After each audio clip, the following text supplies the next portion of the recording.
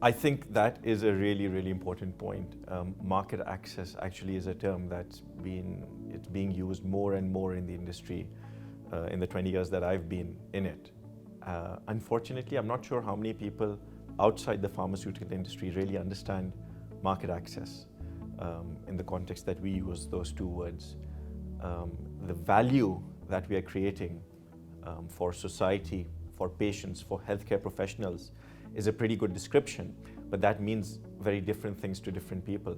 And how do you measure that value? In the pharmaceutical industry, what are we trying to do? In oncology, which is where I've been working a lot over the last few years, if you look at oncology trials, mainly the primary endpoint or the first factor that we're looking for is something called PFS, or progression-free survival.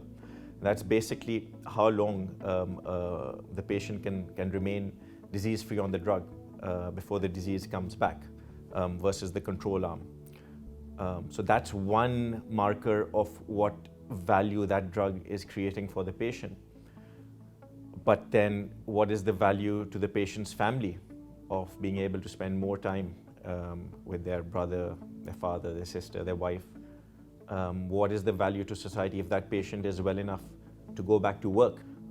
So what we're trying to do when we talk about market access in the pharmaceutical industry is to really understand what is the value that we're trying to create for different stakeholders, and what's the best way of capturing that value through a clinical trial or through other evidence-generating strategies. And then, once we've captured it, analyzing it, and then being able to very clearly demonstrate that value to the appropriate stakeholder.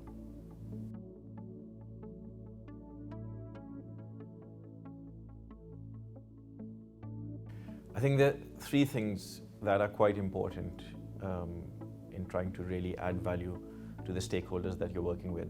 Firstly, is to really understand their needs, but not just their needs, the pressures that they're under, the opportunities that they may be seeing that you're not, the risks that they may be taking that you might not be aware of, and basically the environment and the ecosystem that they're working in.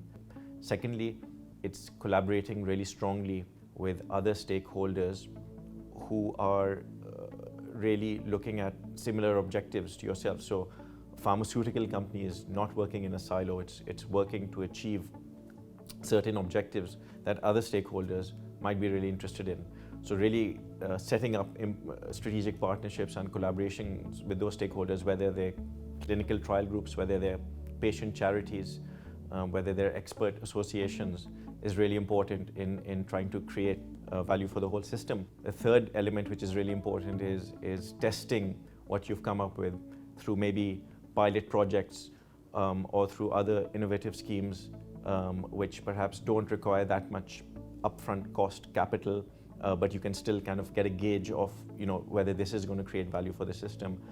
And one example I'd like to mention on this point is the Cancer Drugs Fund. So the Cancer Drugs Fund has gone through various iterations in the UK ever since it was set up in the summer of 2011. The latest iteration I think makes sense, because in a nutshell what it says is that we're not really sure if this drug is providing real value in this disease. We think it is, but we're not 100% sure, because there may be data gaps, or we might be waiting for data to mature or to come through. So we, based on our interactions with the company, we will provide funding for a limited number of for a limited amount of time, but then we will go back and have another discussion after that period and look at more data, look at more information, and then we'll be able to make a more solid decision whether maybe it can go into routine commissioning for the NHS. So I think these are important elements when you're thinking about trying to create value for your stakeholders.